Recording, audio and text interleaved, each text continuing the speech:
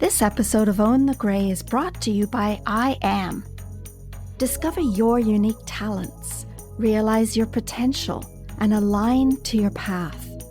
Take the first step to uncover your life purpose by visiting debrajones.ca/courses.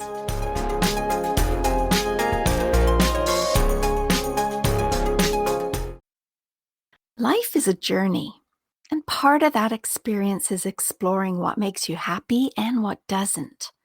But sometimes a lack of reflection on those experiences leads to stumbling along, taking a very long and windy road towards fulfillment and prosperity when a shorter one was available. Will Schirmer's new book, Fulfilled: Finding Joy and Prosperity in Life, offers skills, resources, and techniques that anyone can use to find happiness in their lives. We talk about the 6 essential keys to finding that fulfillment, and they involve your character, emotional intelligence, resilience and stress management, managing relationships, self-development, and managing outcomes. Listen in on the faster route to happiness. Welcome to Own the Grey, a podcast to dispel the notion that aging is undesirable and setting new, positive attitudes. I'm Debra Jones, and I believe you can be vibrant and healthy throughout the best years of your life. Will Schirmer is a senior management professional in human resources, a speaker and coach in leadership, personal growth and fulfillment, and professional development. He's author of The Leadership Core, Competencies for Successfully Leading Others, and he's just released, hot off the press, his second book that's going to help us find more meaning and significance in our lives, especially as we explore the next chapters. Will, welcome to Own the Grey. Thank you very much. It's a pleasure to be here and to talk with you and your listeners. So what's the title of your new book, and why did you write it? The title of the second book is called Fulfilled: Finding Joy and Prosperity in Life. And the book, interestingly enough, came out of a leadership training program initially, where we were designing and implementing a program for aspiring leaders. And we were trying to teach them that before you can lead others, you have to lead yourself. And as I got thinking about this program that I'd implemented a number of years ago, it wasn't so much great advice for leading others as it was some tips on how to lead a more fulfilling life, frankly. And they include some concepts which I think are quite universal in terms of people being able to, lead themselves towards a greater sense of prosperity and fulfillment. And that really is what sort of transformed the idea into writing a book about personal growth and fulfillment. Yeah. So your book helps us explore some really deep topics, such as emotional intelligence and resilience and managing change, which I think those are topics that we could all really use a little bit of help with right now. But you've identified 6 main topics. Why don't we talk about each of those topics today? That's fine. More than happy to. Well, the first one, it's about the importance of character in life's journey. What do you mean? So character was always something that we taught in workplace environments, and the importance of individuals exploring their character traits. And as we got thinking about this, we talk about several important character aspects that I think help people in their lives, both at work and at home. And in this book, in Fulfilled, I talk about integrity, humility, accountability, and also compassion. And when we think about these things individually, they're really important to how we lead a life that is authentic, and also how we build and maintain relationships, both with ourselves and with others. So, for example, integrity is all about being honest, being transparent, doing what we say that we will do. The sense of trustworthiness and of the fact that you can be counted on by your friends, family, loved ones, individuals at work, to be true to yourself in terms of how you act is really important because, of course, without trust, you can't build relationships, and relationships are the currency with which we all trade.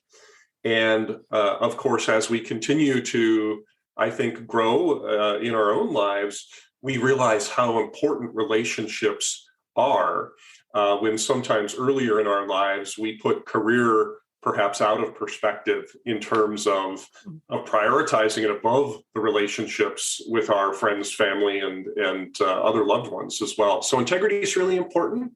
I talk about humility as well because there's a sense, particularly as people advance, for example, in their career or life, they become more experienced, they gain expertise, and sometimes they can fall into arrogance. And we all know that those that are arrogant tend to treat people with less value or disrespectfully and don't tend to take their opinions into account. And this, of course, leads to isolating behavior. It's not behavior that's well thought of. And so this can be detrimental to relationships as well. So having a healthy sense of humility, knowing that we can learn from anyone is really important. You know, if we're open to it, if we realize that learning is a journey that's never finished.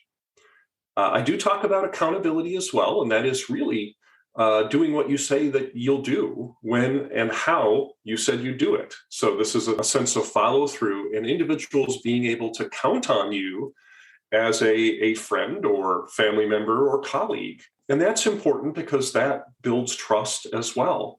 And having some sense of accountability for your behavior and your performance in or out of the office is really important. And then lastly, I talk about compassion and forgiveness. And that's really important too, because we have to remember that we are all human, we all make mistakes, we all stumble. And showing other individuals compassion, a little bit of forgiveness, a little bit of empathy is really important because we've all been there and it's expected. It's the decent human thing to do.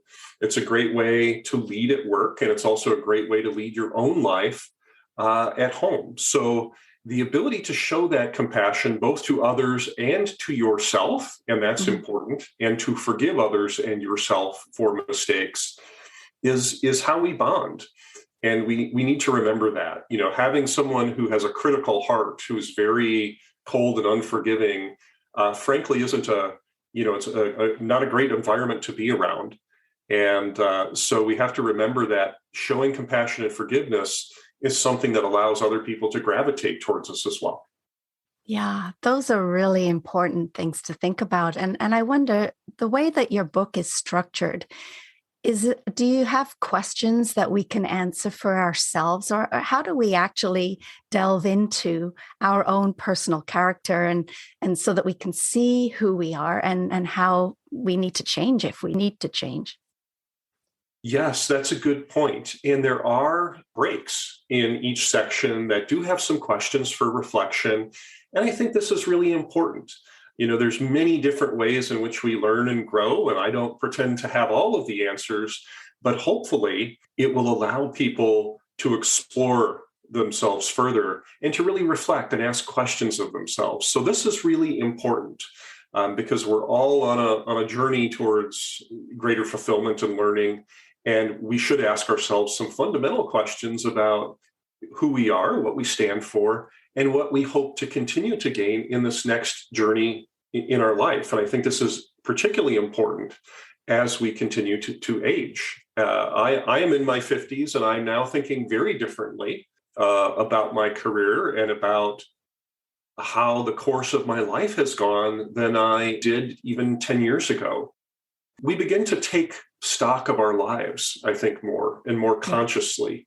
And this is partly what the book is for as well. It happens and can happen at any age, but I think it happens much more as we advance in our career and we begin to think about how have we lived and what do we hope to accomplish, as we continue to age as well. So yes, asking questions and listening is really important, and hopefully this book will do that for the readers.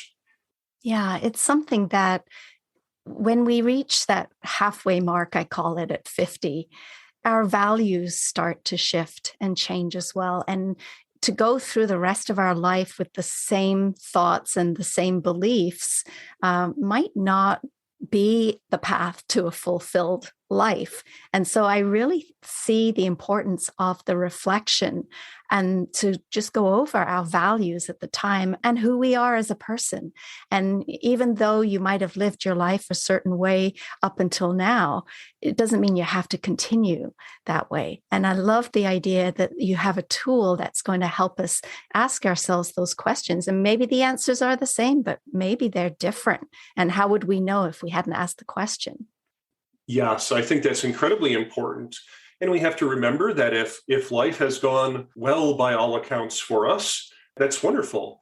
And if we reflect back and things aren't as we might have hoped, remember that we are only a prisoner to our past if we allow that to happen as well. And I think that asking these questions allows us to free us from that burden of the past. Because if we're constantly obsessing about the past or worrying about the future, we forget to live for today. And our values do evolve throughout our lives. And I think our priorities and again, the sort of core beliefs, they transition slowly, but they do transition.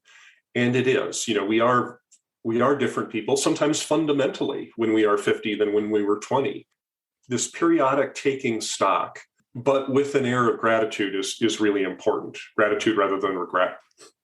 Yeah, that's really important. The second point that you make is about emotional intelligence. What is emotional intelligence? Yes, well, emotional intelligence really is your ability to regulate and control and leverage emotion constructively. And whether this is in the workplace or regarding personal relationships, it is that ability really to, again, regulate and wield emotion effectively in your life.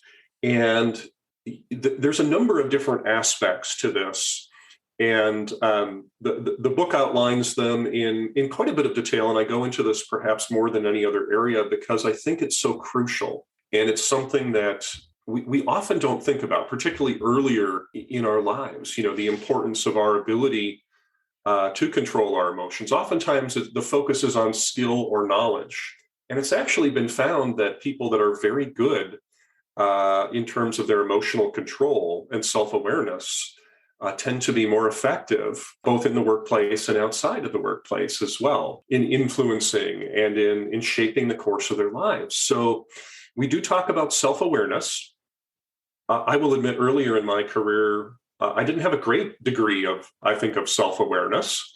And as we take more time to take stock of our lives, I think there's also more time to reflect on, who we are and how we're perceived by others. So this idea of self-awareness, both from our own point of view and others, is important. So I talk about internal self-awareness, which is your knowledge of yourself. Do you really have good knowledge of your values, principles, and beliefs? And do you use them consistently in your life? Do you act authentically? Are you consciously aware of your aspirations and your motivators? What does drive you? What does drive your behavior?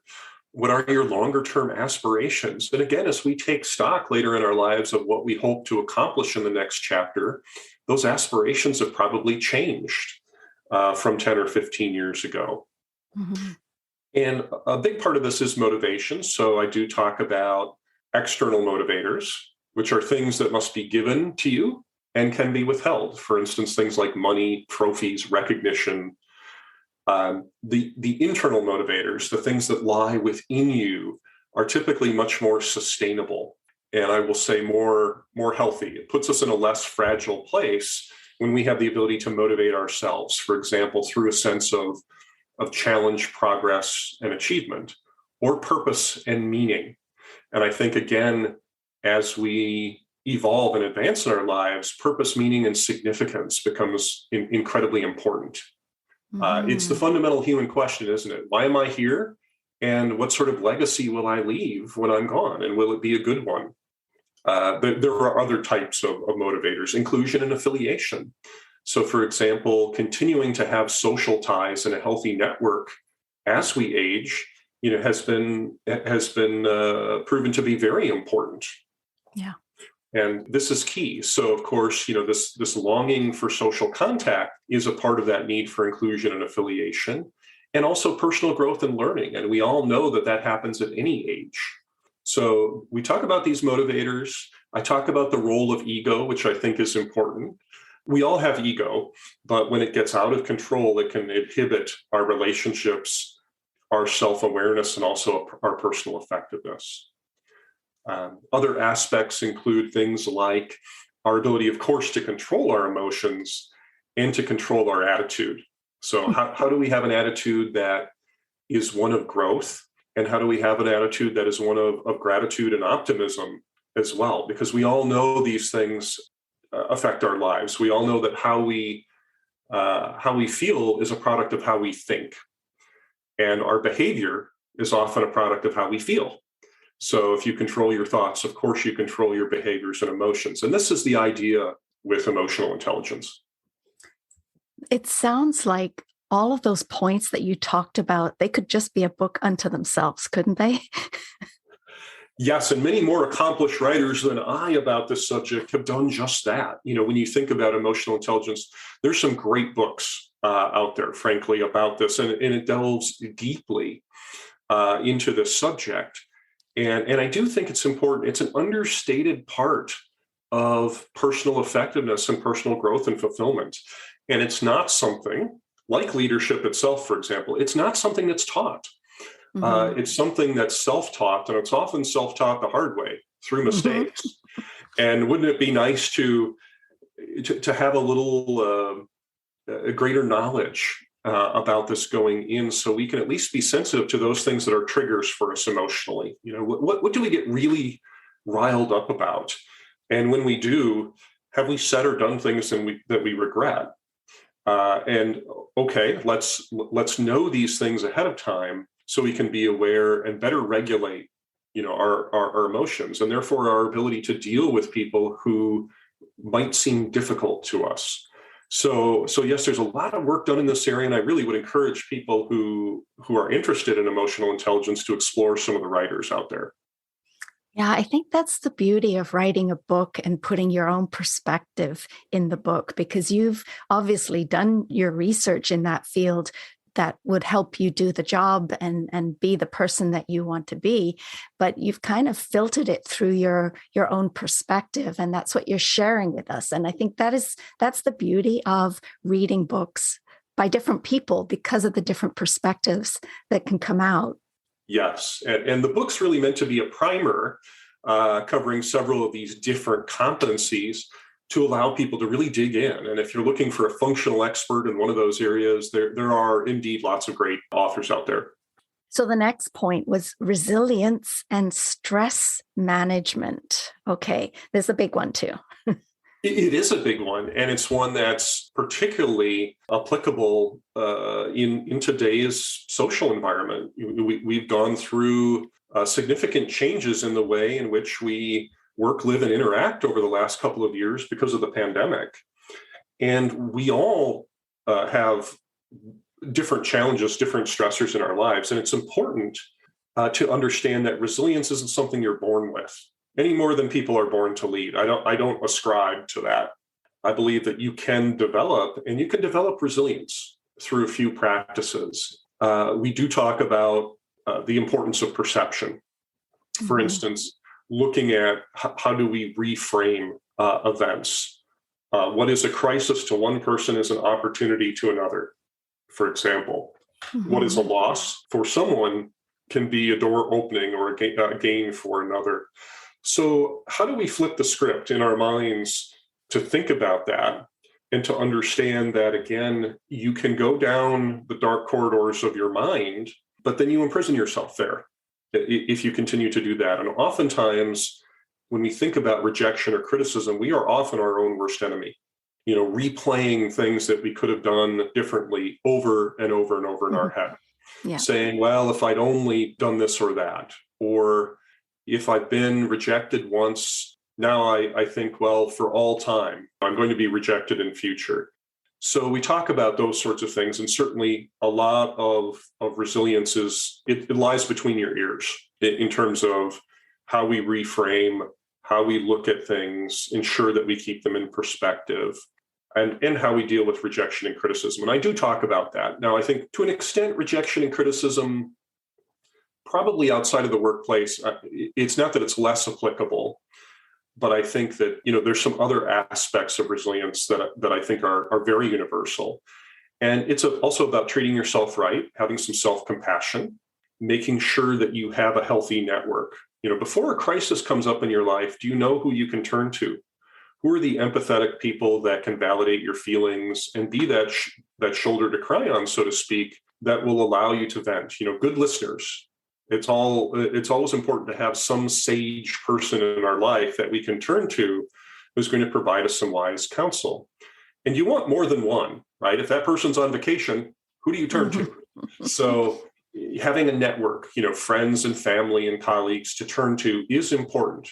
And again, particularly as we age and people sometimes grow apart, it's really important to maintain those contacts. So, having this network also makes you feel normal. When you feel like you're the only one in the world dealing with this particular problems, these people make you feel normal, right? Mm-hmm. They can say, yes, I've dealt with this too, and I've overcome it, for example. We do talk about, again, some fundamentals, just how do you treat your mind with some compassion? Taking time to reflect, meditation, for example. Whatever you do, I'm a runner, so the time that I'm out running is typically the best time for me to reflect. Everybody's got something different, but ensuring that you've got that time is important. And there's fundamentals about how we eat, sleep, exercise, what we put in our bodies, mm-hmm. that ensures that we may be more ready to face the challenges of our lives. We all know of people that have had unhealthy coping mechanisms, including addiction. And so, how we respond to those things is important. How we manage ourselves through change as well. How we break down seemingly insurmountable problems into bite-sized chunks. I call it eating the elephant one bite at a time. Mm-hmm. And other techniques in which we can try and put one day at a time together in order to progress in our lives. So I think dealing with change is incredibly important as well, and seeking some balance in our lives. This is what we learn as we grow, frankly, as we age. More contentment in our life is more about balancing the things that we find fulfilling and not putting all our eggs into one emotional basket too. So this idea of resilience and how we manage stress, I think, is incredibly important at any age. Yeah, I would totally agree. Being a healer myself and helping people navigate changes in their life, that really is the main thing, is finding a balance. That's what I'd say all the time is you need to find a balance. If you've got the stresses in your life, the more stress you have, the more joy and happiness you need to find just to balance that out. As you said, it's not something that we're born knowing how to do. And I'm really glad that you touch on these things. I mean, your book is just so rich with information. I'm really excited to read it. But yeah, resilience and stress management is the key, because if you can't manage your stress, you're not going to have a happy existence, right? We aren't the best version of ourselves. We can't be the best friend, parent, sibling if we are unsuccessfully coping.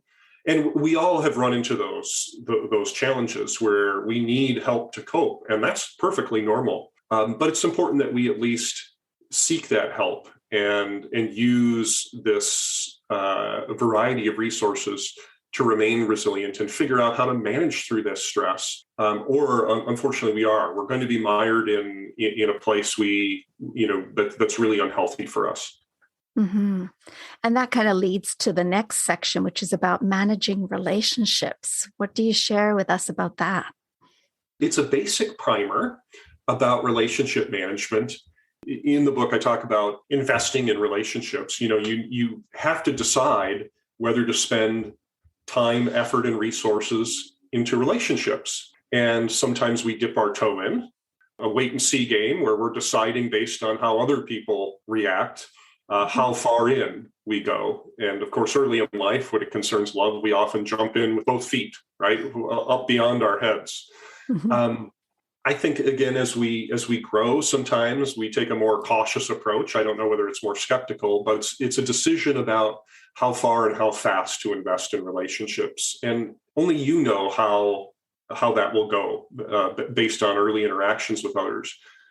But if you're going to get the most out of a relationship, you have to decide to make a sincere investment and also to build trust.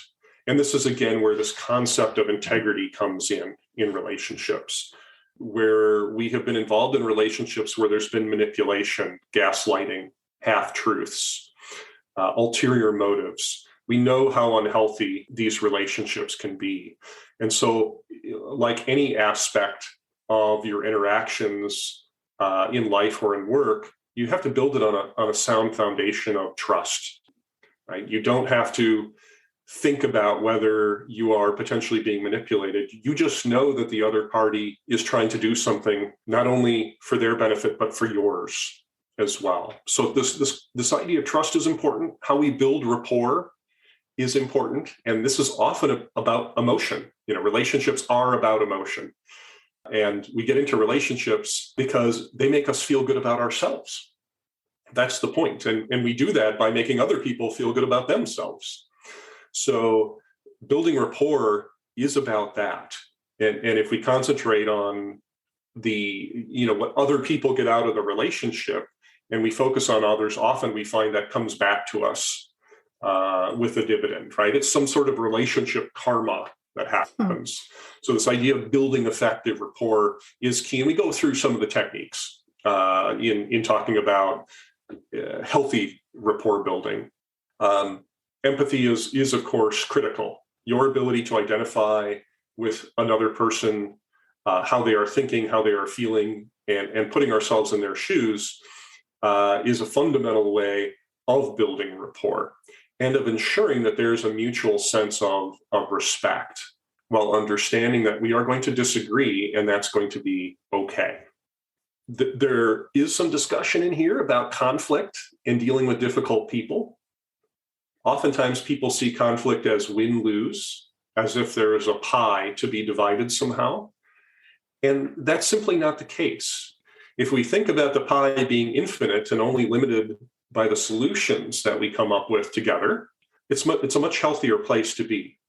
Some of the techniques are flipping the script, where it's not you against me, it's you and me against the problem. So we use joining language. What can you and I together do to resolve this? Dealing with conflict. Conflict is never magically resolved because we just deny its existence. It tends to fester and grow. Sometimes we have to make decisions about relationships that not everyone is worth maintaining. Sometimes there are unhealthy relationships. They don't make us feel good about ourselves. And while we want to try and change and adapt to save relationships where it's worthwhile, on rare occasion, we have to make the decision that we are better off ending the relationship and moving forward with our lives in a different direction. Mm-hmm. And I think that self-reflection on how it's affecting you and what your values are come into play in a big way in that, don't they? It does. And it takes courage. And we all know people or have been there ourselves where we maintain toxic relationships. We're seeking the wrong kind of attention or love. You're right. If we have the courage or conviction to be consistent with our beliefs, values, and principles, on occasion, that means cutting the ties. But to be able to say, this isn't in keeping with how I want to feel when I wake up every day and in who I want to be. This is holding me back, and I've made a good faith effort to try and change the relationship for the better, and it just hasn't happened.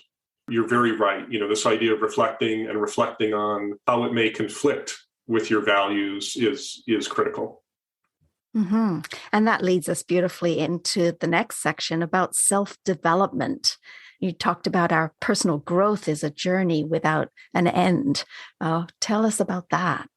And I think this is often what we tend to reflect on as we age is, oftentimes we become an expert in one area. Sometimes that inhibits our personal growth, of course, and that's that sense of ego. But I think this understanding that life becomes a little more exciting when we embrace the fact that we're on the journey. It's not at an end. It's not at an end in our 50s and our 70s and our 80s. There's always something that we can be learning. And, when we combine that with our talents and passions, it does add fulfillment to our lives. So I do talk about personal growth and self-development. So it's about taking on a learner's perspective. And that is about how do we manage ego? How do we prepare ourselves to learn? How do we understand that anyone can teach us? If we are in the right perspective, we can learn something from anyone along the way. And if we have a growth mindset, life becomes a little more exciting because we understand that there might be some unexpected lesson that occurs throughout any day. So I do talk about, getting a mindset of learning in place, and also embracing the fact that to learn, there's going to be discomfort. This often happens during times of change when people are used to being the expert. Now they're the novice and they're having to relearn. And if we can embrace that mindset and a sense of humility and the fact that discomfort and mistakes are a part of learning, you're going to trip up and that's okay. Mistakes are a part of the journey to success. It's not something horrible to be avoided. As you think about what you want to do with the next chapter of your life, have you really put in the groundwork to figure out how you'll best learn and how you'll best tackle this? What resources are out there for you? Are there classes? Are there experiences? Adventure vacations are all the rage, right? Where not only are we vacationing, we're learning something new about ourselves or something in a totally different area of our life we've had an interest in. So that's really important as well, right? You have to prepare to be a good learner, both in your head and prepare the resources. And getting a variety of perspectives is important. So just like resilience, having a network when you learn is important as well. So we don't often think about this. We just we plow into learning spontaneously. And if we think about doing some groundwork or doing a little research as we step into that next chapter, it's important because wherever our talents and our passions collide is where we get real fulfillment. And we want that to happen. And I think planning out how we learn a little bit, make sure that will happen more often. Wow, where our talents and passions collide. I never really thought about that way. That's a statement right there. Tell us again what that was. It sounds like a good title for a third book, which hopefully will be out a little later in the year, which is indeed the title of my third book. When we think about really where excellence and fulfillment is, it's where our greatest strengths are. And when we combine that with something we're truly passionate about, we get lost in the moment. It's often called being in the zone or being in flow. And this is what we want to capture. And if we can capture that later in life, this is where we really get a deep sense of personal fulfillment in our lives. And I think much greater than, frankly, when we're doing it at work. Something that came up when you were talking, and I wonder, it's about not wanting to fail. And I wonder, where does humor come in? Emotional intelligence has been called a meta skill, right? That cuts across all areas of your personal effectiveness. I think humor is one of those, it's almost a meta resource, isn't it? That, you have to be able to approach life with a sense of positivity, a sense of gratitude, and optimism, and also a sense of humor. Because often, for us, this is a coping mechanism. You often probably know people, right, who cope with challenge and stress through humor. But absolutely. And I think you have to be able to laugh at yourself and draw a little bit of fun out of everything that you do. And we all know of the physical and mental benefits, right, of humor and laughter. I think it's really important. Yeah, I think sometimes we take life too seriously, and a little bit of laughter just kind of resets it, and we can start again, right? Exactly right. Isn't it a great way of breaking the ice? It is. It's wonderful. And so the last topic in your book is about managing outcomes. What's that all about? Yeah, that's about performance management. There are some fundamental concepts around performance management that work well in any aspect of your life. And so we talk about things like setting expectations. You have to be clear on what you expect of yourself. Have you written that down? Do you have goals and aspirations? What are they? Goals are typically short or medium term aims, right? They have an end point. They can be measured. Do you have a goal, and do you have a way of knowing whether you'll hit the goal? In the workplace, we call it KPIs, right? Key performance indicators. But outside of work, we just say, well, we'll know that we graduated college because the KPI will be the certificate I get, right, when I walk across the stage. Mm-hmm. Whatever it is, but being clear in your mind about what your expectations are for performance, making sure that that's well communicated to yourself. Communicate it to others as well if you want to increase your accountability for reaching the goal, right? If it's no longer a secret, and we all know people who have said, I'm going to lose 10 pounds in the next 3 months, and you tell that to 4 people, knowing, that might increase your drive to make it happen. So this idea of creating and communicating expectations is important. It's been proven that you are more likely to reach goals that are written down. Just the act of writing down a goal makes it more likely. Using a schedule, for example, setting deadlines for yourself, milestones. They're concepts in project management at work, but they're concepts that work, right, in your life. Have you ever taken a major accomplishment, broken it down into step by step, and celebrated when you reached the first step? So there's things like that. Follow up is key, absolutely key. So are you following up with yourself to make sure that what you got done was what you planned? If yes, great, take some time and celebrate. If not, figure out, is this a lack of effort issue? Is it how you used your time? Is it effectiveness?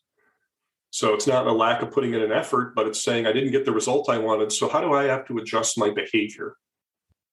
This is amazing. What I've gotten out of our conversation today is the idea of focused attention on where you are and where you're going and what you want to achieve.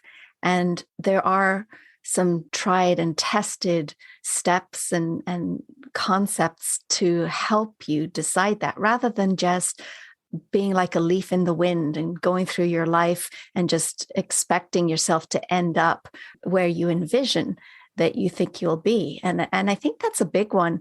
I remember when I first started to realize that I could control my direction in various ways. And if I didn't know how, I could seek a resource to help me find that out. But, just letting life carry you along does not guarantee the end result that maybe you're envisioning.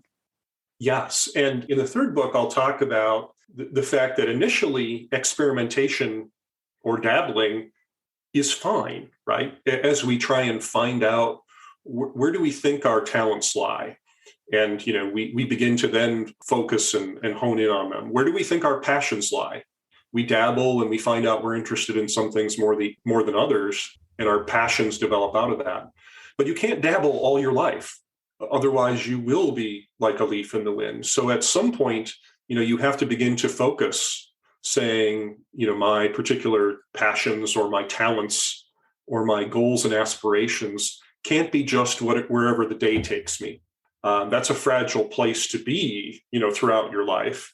What seems like carefree in your 20s seems like this, stressful lack of planning in your 50s, right? Mm.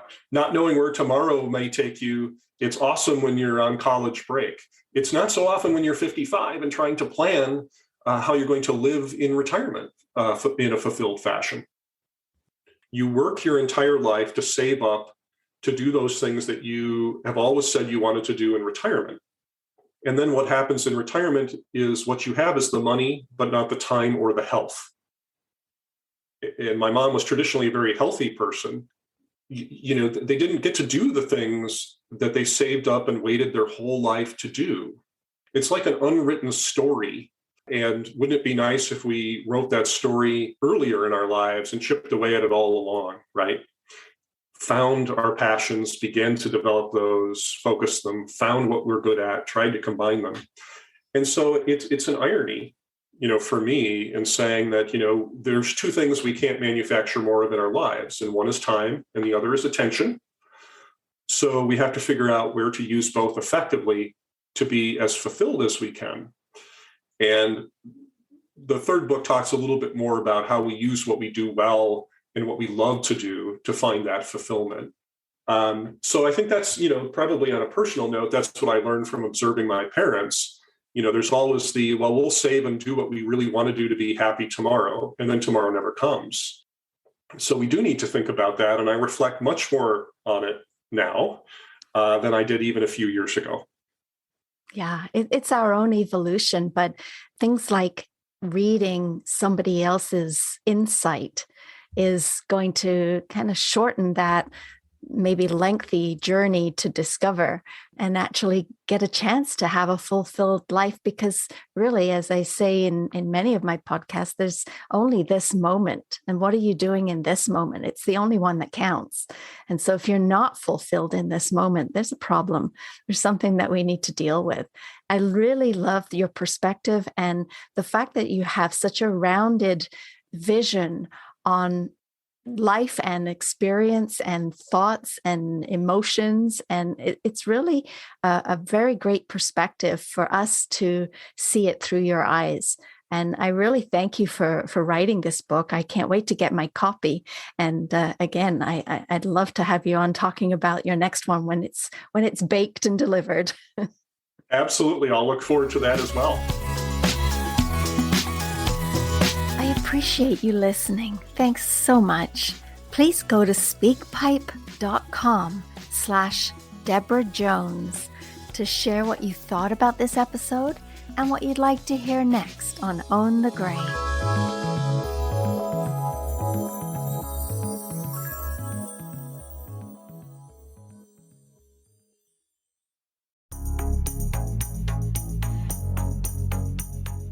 This episode of Own the Gray is brought to you by I Am. Discover your unique talents, realize your potential, and align to your path. Take the first step to uncover your life purpose by visiting debrajones.ca/courses.